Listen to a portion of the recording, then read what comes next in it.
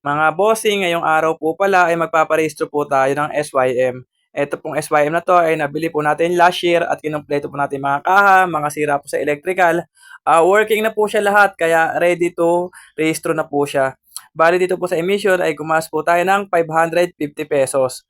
Pagkayari po dyan ay doon na po tayo next sa insurance. Sa insurance po ay nagbayad po tayo ng 750 pesos. Bale mga bossing, ito po pala ay pasupan nung 2016 at ngayon lang po natin ipaparehistro ngayong 2024 at dito po tayo nagpa-insurance at dito po explain ko kung magkano po yung nagastos natin.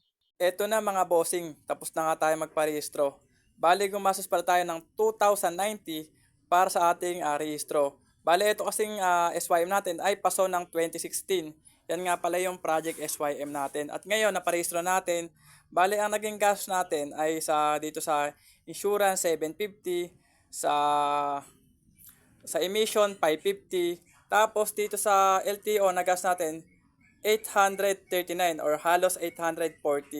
So ayun mga bossing, ready to long race na nga pala ang ating Project SYM sa mga nag-aaya sa atin dyan. So ayun lang mga bossing, sana nako kayo ng idea kung magkano gastos sa rehistro at yung may mga paso dyan.